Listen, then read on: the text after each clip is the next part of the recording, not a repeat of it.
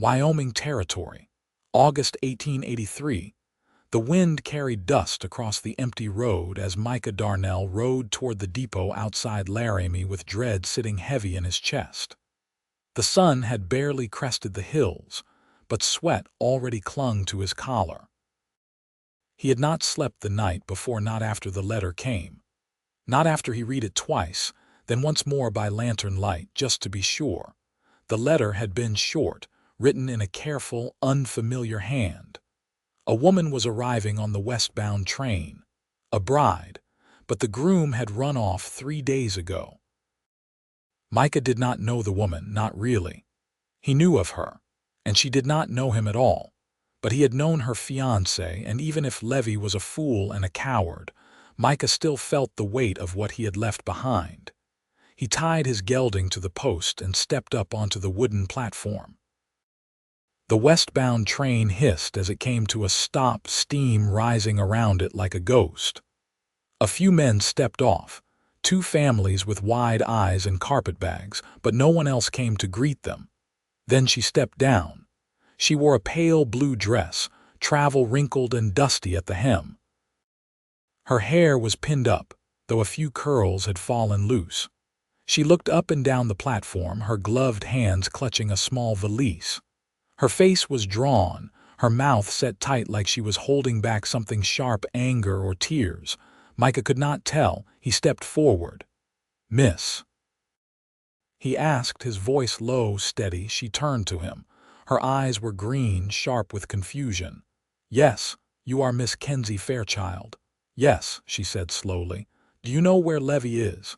He was supposed to meet me." Micah took off his hat and held it in both hands. "I am sorry, madam.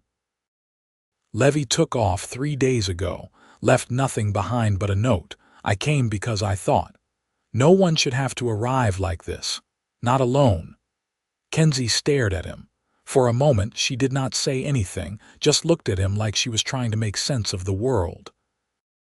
Then she sat down on the bench hard, her valise slipping from her fingers. Micah crouched beside her. "I know this is not what you expected, but I will not leave you here. Let me take you somewhere safe." "Why?" she asked. Her voice cracked and she looked away quickly.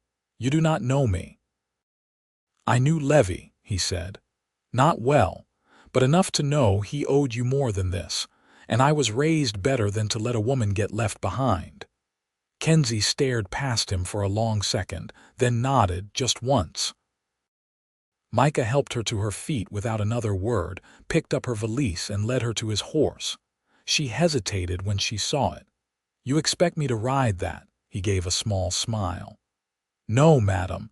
There is a wagon down the road. I just did not want to leave it too close to the tracks." Too many folks around. Her shoulders relaxed slightly. "All right."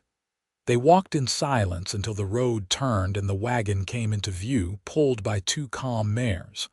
Micah helped her up, then climbed in beside her. They drove east, away from the depot, the plains stretching wide around them. The morning was quiet except for the sound of hooves and the wind brushing through the grass. Kenzie kept her eyes on the road ahead, her hands folded tight in her lap. "You from Kansas?" Micah asked gently. "Lawrence," she said. "My father died last winter. My mother passed before that. I answered Levy's letter because there was nothing left for me back there. I thought." She trailed off. "I thought I was coming to start a new life." Micah nodded. "You still can." She turned to look at him, eyes narrowed. "Do you always take in abandoned brides?" "No," he said. "But I have known what it feels like to be left behind." She blinked at that, then looked away again. They made it to his ranch by late afternoon. It was a modest place, just 2 rooms and a barn, but the land stretched wide and wild behind it. He helped her down and led her inside. "I will take the barn," he said. "You can have the house. It is not much, but it is clean." "You do not have to, I know," he said. "But I want to." She looked at him then. Really looked. And something in her eyes shifted, not trust, not yet, but the beginning of it. That night, Micah sat outside the barn watching the stars come out. He heard the door to the house creak open, then footsteps in the dirt. Kenzie stood beside him, arms wrapped around herself. "Can I sit?" he nodded, and she lowered herself onto the step. "I do not know what to do now," she whispered. "You do not have to know, not tonight." She was quiet for a long while, then she said, "Thank you for not leaving me there." Micah turned to her. "You are not alone, Kenzie." "Not anymore." And for the first time since she stepped off that train, she smiled. The morning light filtered through the cotton curtains, painting pale bars of gold across the wooden floorboards. Kenzie stood at the basin, sleeves rolled to the elbow, her hands submerged in cool water. The house smelled faintly of pine soap and the coffee Micah had boiled before heading out to the barn. She hadn't said much when he'd passed through the kitchen, just nodded as he handed her a tin cup, then watched him go. She hadn't known what to expect when she agreed to come with him, but it wasn't this quiet steadiness. He hadn't asked for anything, hadn't tried to explain away Levy's absence or pretend at kindness. There was just the simple offering of space and time, and in that, something unfamiliar had started to settle in her chest, not ease, not yet, but the beginning of it. She dried her hands and stepped outside. The air held the warmth of early sun, the scent of hay and turned earth wrapping around her. In the distance, Micah was mending a split in the north fence line, his hat low over his brow, his shirt damp at the back. She made her way across the field, skirts catching on the dry grass. "You always do the work alone?" she asked when she reached him. He straightened, wiping his forehead with the back of his wrist. "Used to hire on a boy come spring, but he went east last year. Figured I'd manage." She glanced at the fence. The post had split wide at its base and the rails sagged awkwardly. "It's more than one man's work." He met her eyes. "You offering?" "I didn't come here to be waited on." Micah set down the hammer and stepped back. "All right then, I won't stop you." She crouched beside the post, fingers brushing the cracked wood. "You have cedar stored in the lean-to," he said. "I'll fetch it." By mid-morning, they'd replaced 3 rails and tamped a new post into the hard soil. Dust clung to the hem of her dress, and her knees ached, but there was something grounding in the rhythm of the work. She sat on a low stump and took the tin canteen he offered. "Was this your family's land? My brother and I bought it 5 years back," he said, easing onto the grass beside her.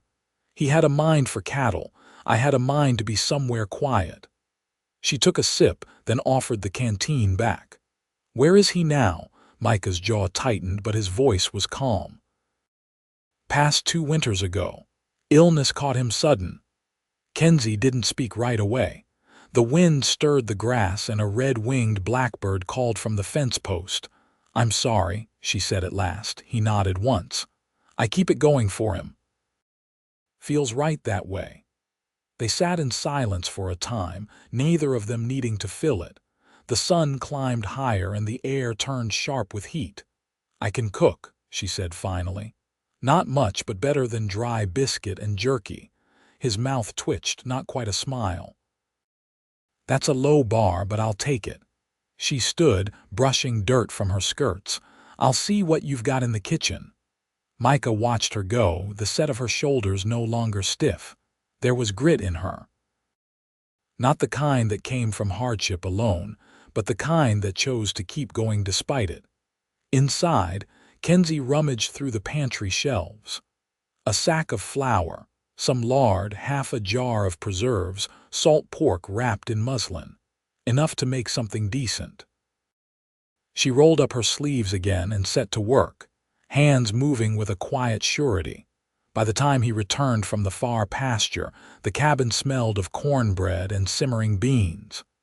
She'd set the table without fuss, 2 plates, 2 tin cups, and a folded strip of muslin for a cloth. He paused in the doorway, dust clinging to his boots. "You didn't have to go to all that trouble." "I know," she said, ladling beans into a bowl, "but you've gone to more." They ate by the open window, the air carrying in the scent of sweetgrass and the low drone of bees. He told her about the mare that kept favoring her left leg, and she told him about the pond near her childhood home where the frogs outnumbered the fish. Their words came slow, unhurried, like each was waiting for the other to speak first and surprised when they did. When the meal was done, she reached for the dishes, but he stopped her. "You cooked. I'll clean." She didn't argue, just stepped out onto the porch and leaned against the post, watching the sky slide toward dusk. He joined her after a while, wiping his hands on a rag. "I'll ride into town tomorrow," he said. "Pick up what's needed. If there's anything you want, thread," she said. "And maybe a few buttons. I brought a dress that needs mending." "All right." Her gaze lingered on the horizon. "I've never been west of Abilene before. Didn't think I'd stay, not after, but it doesn't feel so far off now." Micah looked toward the line of distant hills.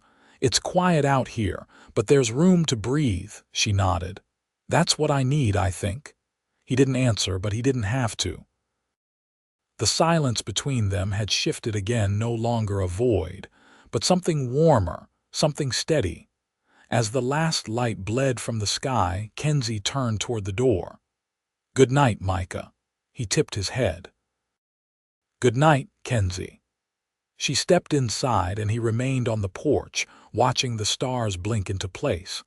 Something in him had settled to not peace. Not yet, but the start of it. The next morning, Kenzie woke to the sound of a rooster calling from somewhere near the barn. The air through the window was cool, sweet with dew and wild mint. She swung her feet onto the floor, her soles brushing the woven rug beside the bed. Light crept in across the floorboards, soft and gold, and the hush of the house made her aware of her own breath. She dressed without hurry, pulling her shawl around her shoulders before stepping outside. Micah was hitching the team to the wagon near the paddock. He nodded when he saw her. "I'll be gone a good while," he said, tightening the strap. "Takes time to barter for what's needed, and Redford's store don't run quick." She stepped closer, watching him check the harness. "I'll see to the hens while you're gone. There's a patch near the creek I thought I might clear if you've no objection." He paused, then gave a single nod. "Long as you take a rest when the sun climbs. That patch is full of snake holes." Her mouth tugged faintly. "I know how to watch my step." He climbed up into the wagon. "If you've a list, now's the time." She pulled a folded scrap of paper from her pocket. "Thread, like we said. And vinegar, if they've any. The preserves are turning."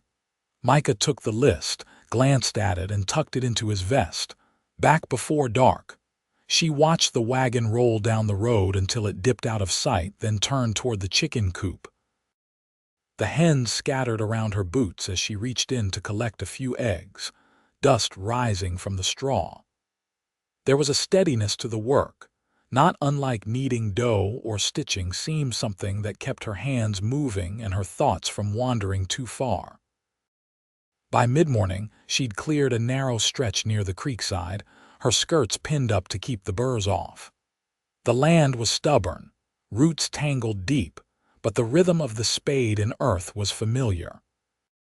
She paused only when the sun pressed hard against her back, and the ache in her shoulders grew sharp. She sat beneath the cottonwood, her back against the trunk, and laid the work aside.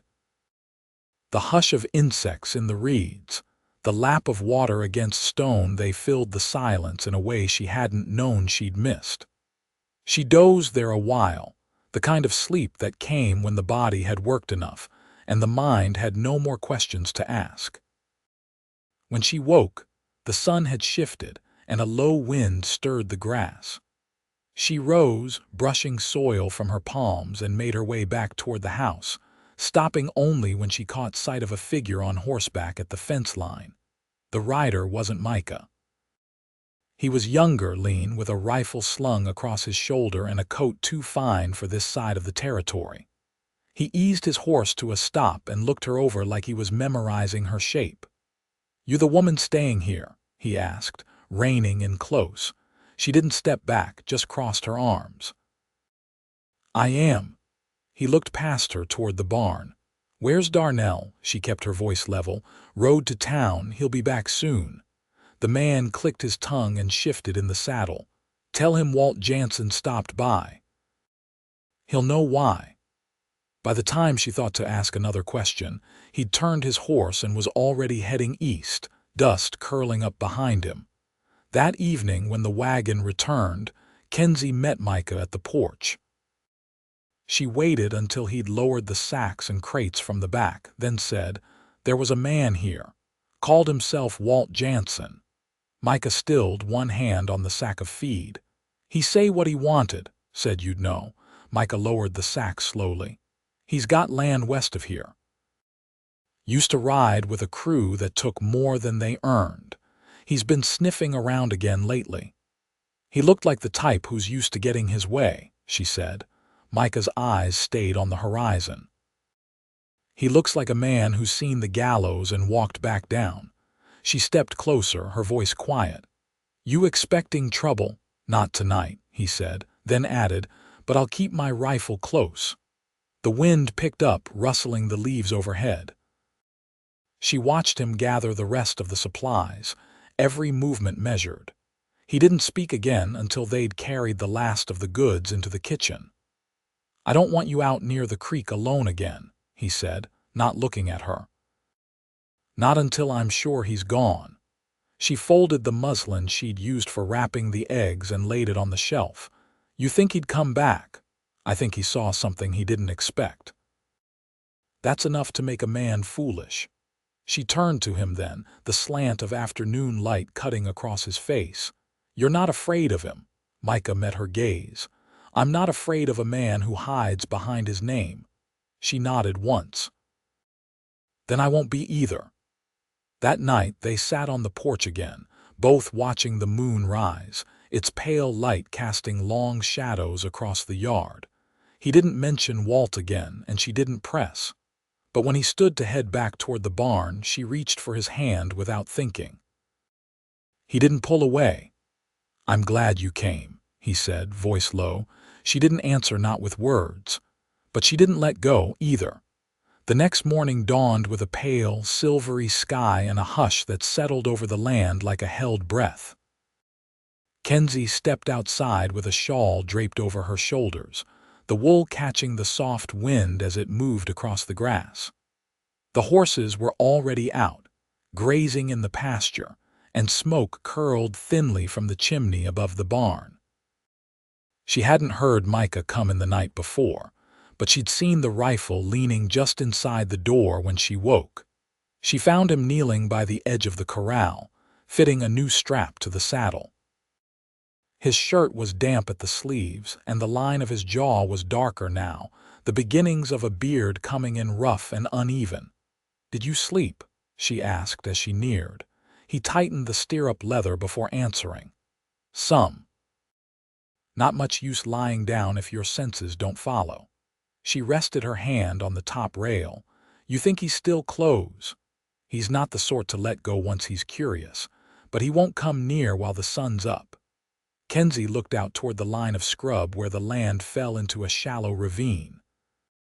"Then maybe we don't wait for him to test his nerve." Micah stood and turned to face her. "You want to draw him out?" "I want to know what he's after. You said he used to ride with a crew. Men like that don't just drop in without reason." He studied her a moment, eyes narrowing slightly. "If you're set on seeing it through, you stay close.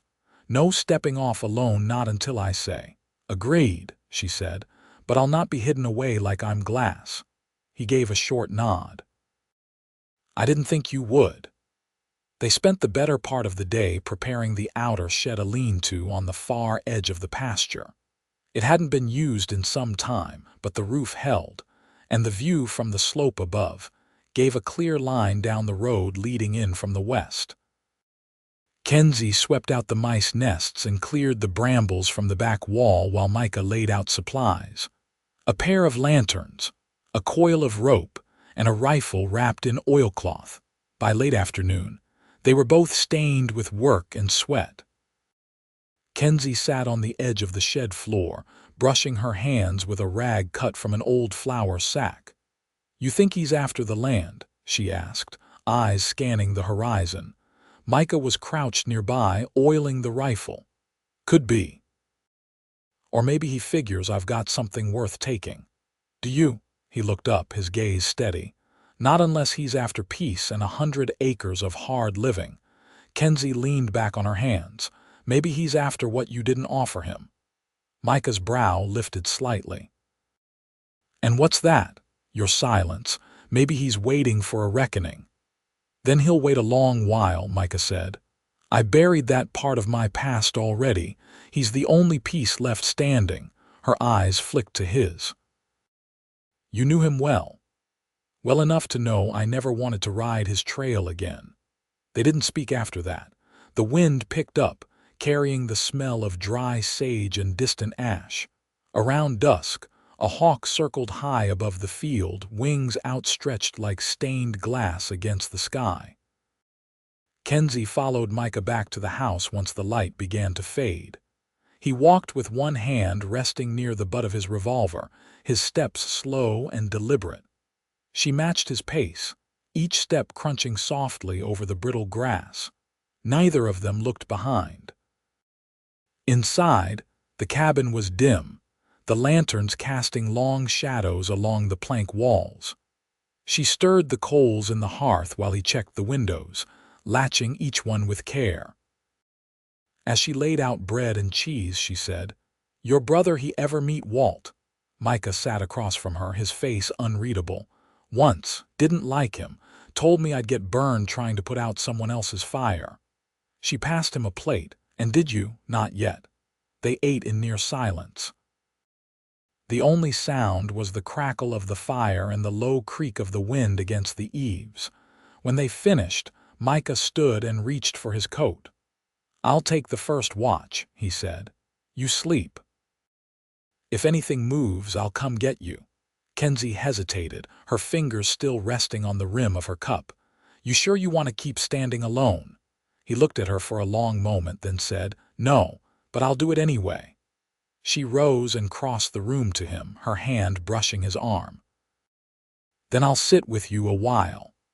They stepped out into the night together and settled on the porch, the stars sharp and white above them. The quiet between them had changed again, no longer the silence of strangers, but the kind that came from knowing the other would speak when the time was right. Micah leaned back against the post, his eyes on the dark field beyond. You ever think you'd end up out here? Kenzie pulled her shawl tighter. No, but I've stopped asking myself why. I'm more interested in what comes next. He looked over at her, his jaw softening just enough for the truth to show. So am I. She didn't smile, but her hand found his under the porch rail and she didn't let go. The wind shifted, and somewhere far off, a coyote called once and fell quiet again. Micah spotted the glint of metal near the ridge before the sun had fully lifted. He didn't move, only adjusted his grip on the reins and let the mare ease into a slower walk as he crested the rise. The figure below was half-shadowed by a stand of juniper, crouched near the rocks, eyes drawn to the ranch land below. A rifle rested across his knees. Micah dismounted quietly, letting the horse drift behind him. The dry grass muffled his steps as he approached. You always did like high ground, he said, voice even. Walt Jansen turned without surprise. You always did leave your back open. Micah stayed where he was. You came here for something, say it plain. Walt stood, brushing dirt from his knees. Heard you had a woman now. Thought maybe you'd gone soft. That why you're here? Micah asked. To see if I've changed, Walt's mouth twitched, eyes narrowing. You changed when you left, rode off while the rest of us took the heat. You think that don't stick.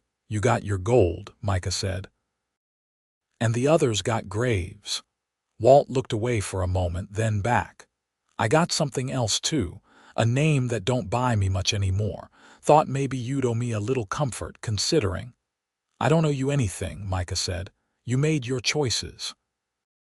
And now you're sniffing around a life that doesn't belong to you. Walt stepped forward once. You think you've earned all this, that woman, that land, Micah's voice dropped. I didn't earn her. She chose to stay. Walt's jaw worked. You won't always be lucky. Micah nodded once. That may be. But you won't be warned again. They stood quiet, the wind tugging at their coats. Then Walt turned, slung the rifle over his shoulder and walked east, boots crunching over dry stone. By the time Micah returned, the sun was high and the fields shimmered with heat. Kenzie was kneeling by the small garden she'd started near the house, coaxing the first leaves from the soil with her fingertips. Her bonnet was pushed back and sweat darkened the back of her neck. He stopped a few feet from her. He's gone. She stood and dusted her hands off on her apron. Did he say what he wanted? Micah nodded. He wanted to remind me of who I used to be. Kenzie looked up at him. And did you let him? No, he said. I let him walk instead.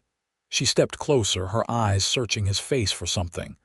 Does he mean to come back? No, Micah said. He won't find what he's looking for here. They didn't speak again for a time. Instead, she took his hand and led him into the shade of the porch. They sat together, the silence between them no longer watchful but easy. Later that week, they rode into Laramie together to sign the deed transfer. Micah had offered it quietly one evening, laying the papers on the table alongside a jar of dried beans and a cup of chicory. It's not just mine anymore, he'd said. If you'll stay, it ought to carry your name too. She hadn't answered then, only reached for the pen.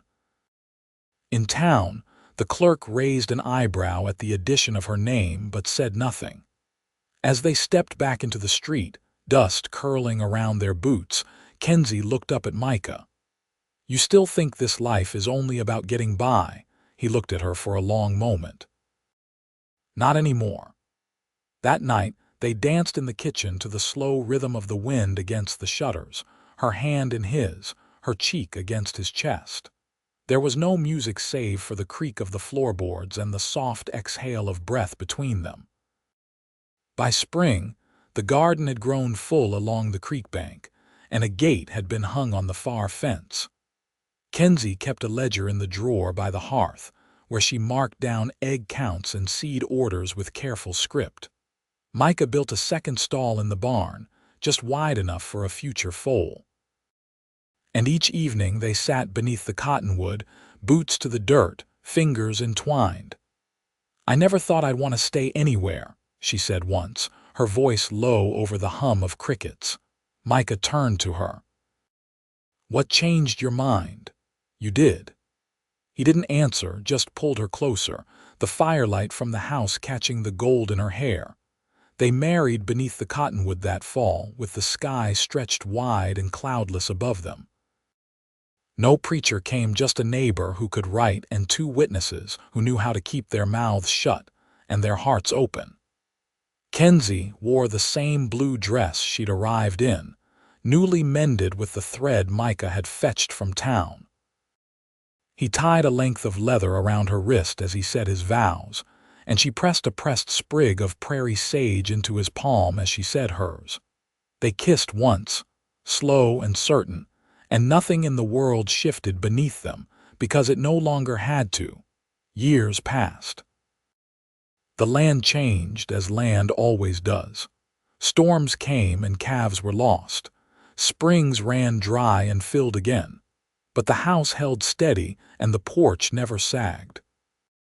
And every evening when the light bent low across the fields, Kenzie and Micah sat side by side, their fingers still laced, their silence still full.